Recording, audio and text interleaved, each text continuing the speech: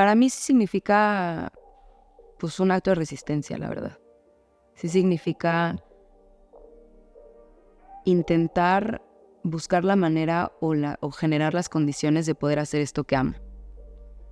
Y significa también mucha frustración. Y significa también mucha impotencia y mucho coraje, porque sí hay muchas historias, por ejemplo, que me gustaría cubrir. O hay muchas cosas que me gustaría hacer que no hago, ¿no? Entonces, a veces significa resignación. Al final del día creo que también sí hay esto de resistencia, pero esa parte como que me genera coraje. Entonces yo creo que me quedo...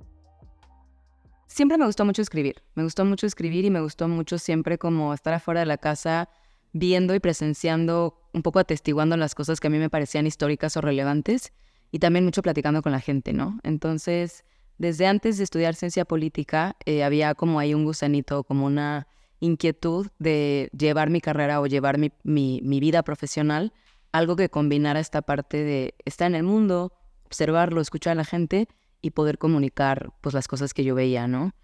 Entonces, estudio ciencia política un poco para tener herramientas para analizar la realidad social, y ya pues a partir de ahí empiezo a buscar el camino al periodismo, ¿no? Mi servicio social, por ejemplo, fue como maestra voluntaria en una zona de la Ciudad de México, y escribo mucho de eso, ¿no? Entonces, de hecho, con esos textos entré a un primer concurso de periodismo, que ya a partir de ese, pues me seguí, ¿no? Sí, pues ahí yo creo que tuvo mucho que ver la carrera. O sea, sí creo que tener esta base como de análisis me ayudó mucho a poder elegir qué temas o desde qué perspectiva o con qué herramientas incluso, ¿no?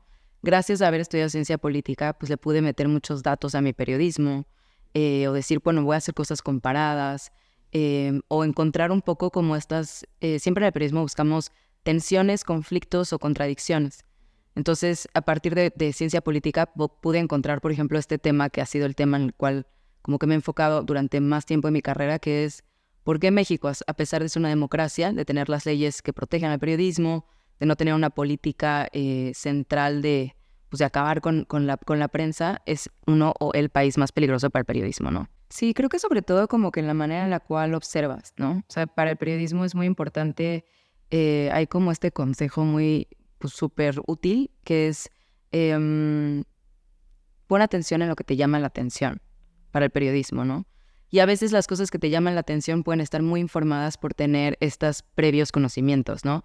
Ya sea de ciencia política, de sociología, de derecho, y poder decir esto es raro, esto no debería ser así, esto salta, esto llama la atención. Entonces como levantar ahí la atención y decir, acá hay algo, ¿no? Vale la pena indagar. Sí, yo creo que todas las personas que nos metemos al periodismo o que estudiamos periodismo en algún momento, está como un poco en la parte de atrás de tu mente, ¿no?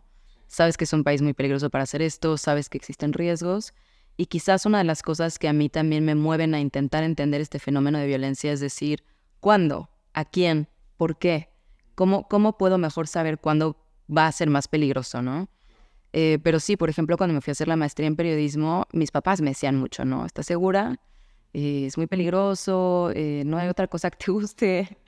Entonces sí, creo que es una consideración constante, pero no necesariamente es un miedo que está todo el tiempo, y ya llegaremos a las minucias de esta violencia o los matices, y creo que eso ya tiene también mucho que ver conforme voy avanzando, saber definir o delinear o identificar esas diferencias, ¿no? Defensores de la Democracia, que es la organización, empieza primero desde la curiosidad, ¿no? Yo había hecho mi tesis de licenciatura sobre violencia contra periodistas desde una perspectiva muy politóloga.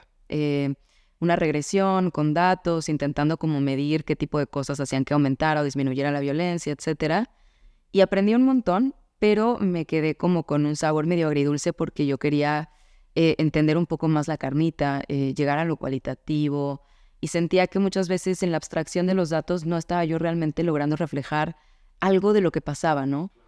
Entonces, bueno, pasan muchos años, me voy a la maestría, trabajo después un año ahí en la universidad y postulo a el primer financiamiento, que es un Magic Grant de un instituto que vive ahí en la Universidad de Columbia, que se llama The Brown Institute for Media Innovation, y les propongo empezar a construir el primer archivo que conserva y cataloga el trabajo de periodistas asesinados. porque desde la licenciatura hasta todo este tiempo después, me doy cuenta que hay algo que nunca es fácil de encontrar y es precisamente los textos, los videos, las fotos, ese material por el cual mataron a los colegas es muy difícil de encontrar. Entonces digo, que primero como qué extraño, qué interesante de cierta manera, y después qué tanto podemos aprender si lo tuviéramos a la mano. Entonces empiezo a construir este archivo, se empieza a integrar un equipo y después de los primeros 2 años de trabajo, digamos un poco de investigación, lanzamos el archivo y a partir de ese momento como que hay intención, o bueno, notamos que sí se puede como aumentar o crecer o seguir haciendo este trabajo. Me asocio con 2 amigas y ya fundamos la organización como tal. Y el podcast, siempre me han encantado los podcasts. Yo soy la generación que nos volvimos fans de Serial. Me iba al trabajo yo escuchando Serial, me quedaba yo en el coche así con tal de saber qué pasaba en el episodio. Entonces es un formato que me fascina. Creo que tiene muchas cualidades, te transporta, te llega como muy íntimo. No sé, sí, como que te envuelve, ¿no? Y ya como con esa fascinación, que era algo que yo quería explorar, en particular los casos de periodistas asesinados, muchas veces se cubren en texto y creo que en texto pueden llegar a ser un poco cansados porque como que da la sensación de decir, ay, ya leí esto 1000 veces, ¿no? Y quizás es más difícil como que lograr convencer a un lector de decir, no, pero va a ser diferente. O, pero es que todos los casos son distintos y únicos. Y desde la perspectiva visual, pues cuando se trata de personas que han fallecido y que muchas veces no hay tanto registro de video, pues no hay mucho cómo representar esa historia de manera visual. Pero lo que casi siempre hay, si no es a través de las voces de los conocidos, incluso a veces de los propios periodistas, hay mucho registro de voz.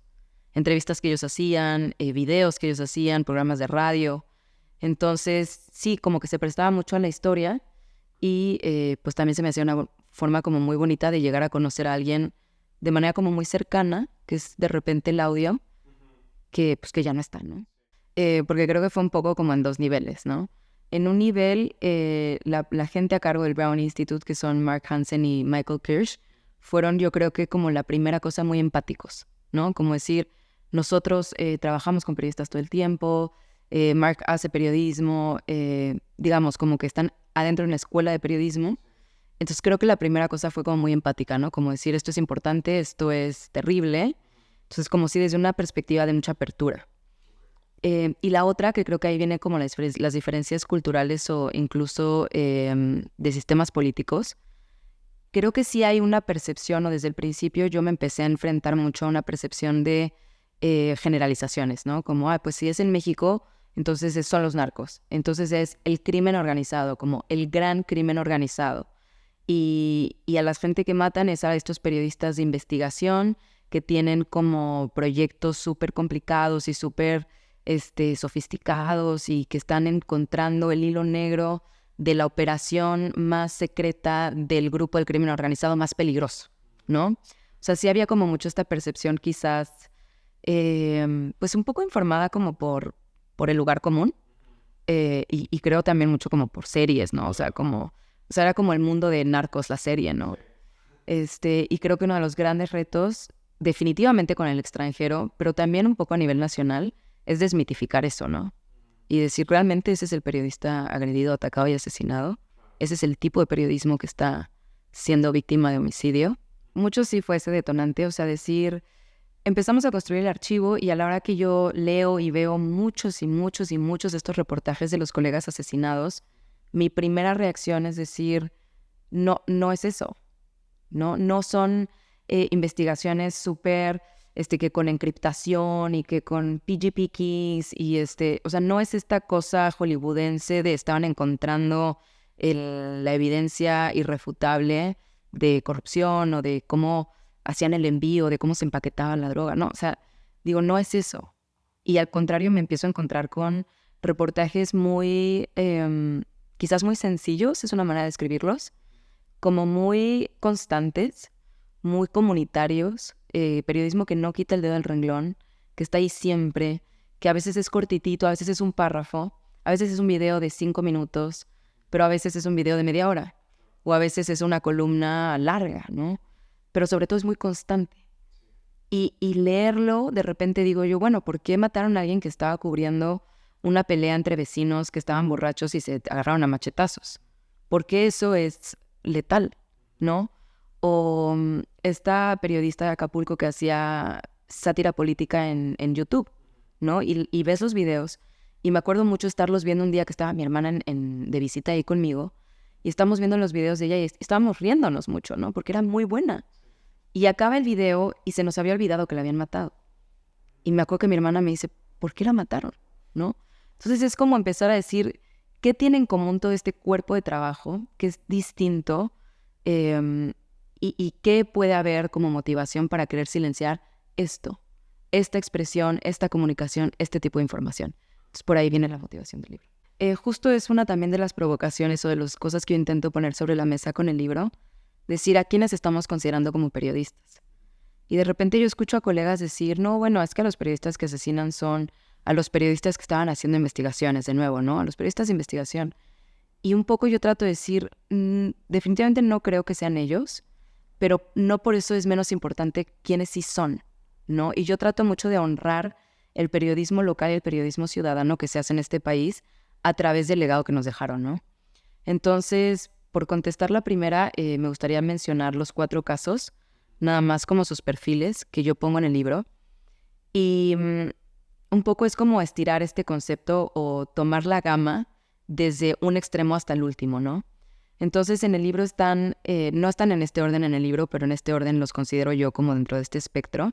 Están periodistas como Javier Valdés, que fue un periodista que sí entra dentro de este imaginario que todos tenemos de un periodista, ¿no? O sea, era un periodista muy reconocido, era autor de libros traducidos a otros idiomas, vendidos en el extranjero, galardonado, corresponsal del periódico La Jornada, es decir, corresponsal nacional, fundador y periodista para un medio de su propia fundación, que fundó en compañía con otros 2 colegas. Entonces, digamos, como que él es el periodista en el sentido más tradicional o que nosotros identificamos más fácil como esto es lo que hace un periodista, ¿no? El segundo caso es el de Nevid Condés Jaramillo, que es un periodista que publica exclusivamente en Facebook. Él era un periodista de Tejupilco de Hidalgo, en el sur del Estado de México, y su periodismo es mucho más parecido al de Javier Valdés, ¿no? En ese sentido de que va, cubre una nota, recopila la información y la publica, ¿no? Tiene Nevid algo muy bonito en su trabajo, que es que él todo el tiempo estaba involucrando o invitando a la participación, ¿no? Si bien publicar como periodistas sí implica en sí mismo participar, Nevid lo hacía de manera explícita. Entonces tú lo puedes ver en un video diciendo como, raza, banda, júntense. Entonces se juntan y se congregan alrededor de él y él les da el micrófono, ¿no? ¿Y ustedes qué opinan? ¿Y ustedes qué dicen de esto, no? Entonces se vuelve un poco como una conversación. Y el trabajo que él deja y el legado que él deja es muy, muy bonito en ese sentido, ¿no? Y luego, como el siguiente, acercándonos a lo que entendemos menos como periodista, está el caso de Samir Flores Soberanes, que Samir Flores Soberanes es conocido principalmente como activista o como defensor de territorio y medio ambiente. Él era un vehemente opositor al proyecto Integral Morelos, en la zona donde él vive en Morelos, que se estaba construyendo el gasoducto, parte de este megaproyecto, ¿no? Entonces, es principalmente conocido por su labor en marchas, protestas, pintas, vaya, como hacer todo lo posible por detener esa obra, y parte de las estrategias para detenerla es informar. Entonces él empieza con una radio bocina, como le llaman mucho en las radios comunitarias, que es una bocina y un micrófono, y empieza informando a su comunidad diciendo, oigan, ¿ustedes ya saben esto? Ya saben que están construyendo este megaproyecto, ya saben que el gasoducto ya se empezó a construir, saben cómo nos va a afectar el agua, saben cómo nos va a afectar la tierra, saben cómo va a afectar a sus hijos. Entonces tiene una labor muy informativa en su activismo. Eventualmente funda la radio comunitaria 1005 y sigue informando a través de la radio comunitaria, ¿no? Entonces ahí tenemos un perfil que ya es un poquito menos evidente, que es el perfil de un periodista que también es activista activo, y donde esas dos cosas son un poco porosas, ¿no? O sea, es difícil decir, no era comunicador, no era periodista, porque lo era. Pero también es imposible decir, no era activista porque era periodista, ¿no? Entonces definitivamente eran ambas cosas. Y en el extremo de lo que probablemente mucha gente diría, él no era un periodista, pongo el caso de un policía municipal. De un policía municipal que está todo el tiempo abogando por mejoras laborales para los policías que trabajan en La Paz, Baja California Sur, y lo hace de manera muy similar a la cual Nevid hacía periodismo, a la cual Javier Valdés recopilaba también el sentir y las experiencias de la comunidad para comunicarlas, y de la manera muy similar también de cómo Samir comunicaba, ¿no? Entonces, Juan Antonio Salgado Burgoyne, el policía, él publica videos en redes sociales, publica cosas en Facebook, graba, por ejemplo, una patrulla y dice, oigan, esta patrulla está goteando, no tiene placas, no tiene identificación de la policía, no puede ser que estás en nuestra patrulla. Entonces tiene una labor como activista de derechos laborales muy fuerte y la comunica a través de periodismo ciudadano. Entonces es un poco como todo este espectro. Sí, claro, yo creo que este es un tema que se tendría que estar debatiendo mucho, ¿no? No pretendo tener como la última palabra, ni mucho menos, pero sí creo que es un tema que a mí me gusta mucho conversar y que creo que es necesario hacerlo, ¿no? Pues sí, en la escuela de periodismo o como haciendo periodismo te enseñan mucho que tienes que ser, antes decían objetivo. Creo que sobre todo esa palabra de objetividad ahorita está como avanzando un poco a la neutralidad.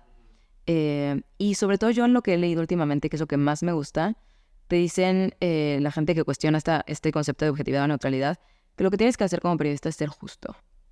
¿Qué significa esto? Creo que las tres acepciones tienen lo mismo de fondo, que es corroborar los hechos, es decir, no publicar una sola versión de lo que sucedió, verificarlo, no irte con la primera finta de decir, como, ay, bueno, me dijeron que era un desfalco de 50 millones y decir 50 millones, ¿no? Sino irte a corroborar y a confirmar y decir dónde están las pruebas, dónde está la evidencia, tener como al menos 2 o 3 diferentes fuentes que te puedan confirmar que habían 50 millones, ¿no? Y sí tratar como de pintar un panorama completo y sobre todo dar el contexto de qué está pasando en lo que estás cubriendo. Todo eso yo creo que es súper necesario y creo que es importante hacerlo. Pero la parte de ser objetivos, de suponer que no vamos a estar involucrados emocionalmente, intelectualmente incluso en las notas que cubrimos, me parece imposible. Me parece que es una pretensión como muy higiénica del periodismo, de la realidad, y creo que deja de lado que en la experiencia de hacer periodismo somos humanos. Entonces hay muchas cosas que creo que vale la pena debatir de eso, y lo que yo propongo en el libro, y eso también parte mucho de ver el trabajo de los colegas asesinados. Muchas veces ellos son muy, escriben o cubren con mucha molestia, con mucho hartazgo, con mucha frustración, con mucha impotencia, con mucho enojo, y escriben de manera que definitivamente no se percibe objetiva o no se percibe imparcial. Y un poco lo que yo pregunto en el libro a los lectores es, ¿por qué queremos que lo sean? ¿O por qué tenemos la expectativa de que una persona que vive en una comunidad atravesada por todas las violencias que está cubriendo sea imparcial? ¿No? Entonces, me gusta como, pues sí, que pensemos en eso. Hay un académico que leí mucho para el libro, que me gusta mucho su trabajo, que él trabaja sobre los periodistas ciudadanos de Zimbabue. Y lo que dice es, a ver, los periodistas ciudadanos, que son muchos de los periodistas asesinados en este país, al final del día hacen cola como el resto de la gente para entrar al banco, ¿no? Cuando hay una inundación se ven afectados y sus casas se ven afectadas por esa misma inundación. Muchas veces son periodistas de color y es un tema racista, se ven afectados por ese racismo que están cubriendo, ¿no? Entonces es un poco difícil decir, me voy a despegar y voy a cubrir esto de manera como muy imparcial, desapegada, objetiva y listo, ¿no?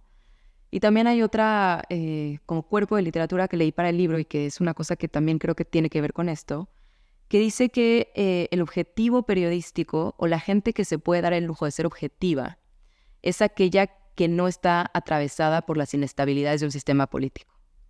Es decir, si el sistema político no está cuestionado y funciona bien, o para quienes funciona bien en ese momento, sí pueden como desapegarse en cierto sentido y cubrirlo de manera como antes se decía objetiva, ¿no?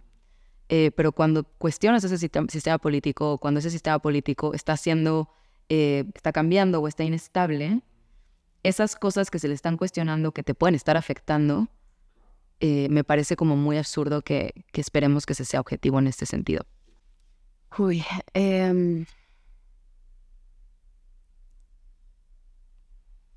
para mí sí significa pues un acto de resistencia, la verdad.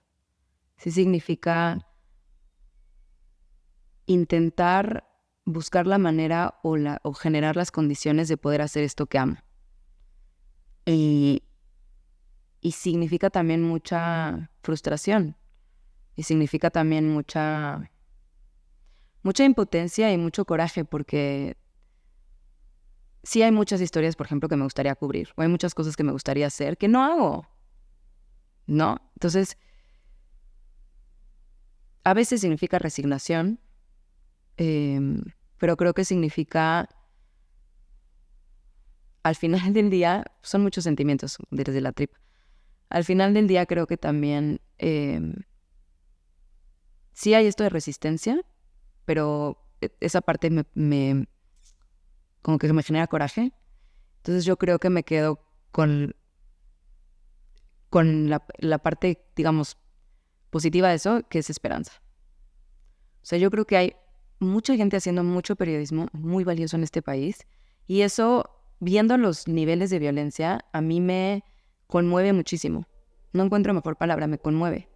O sea, digo, qué increíble que alguien con un celular esté cubriendo incansablemente las escuelas a medio construir, el hospital sin medicinas, la calle mal pavimentada, haciendo colectas para el vecino que estaba enfermo. Me parece precioso. Y un poco, digo, si ellos lo hacían, ¿qué excusa tenemos los demás para no hacerlo, ¿no?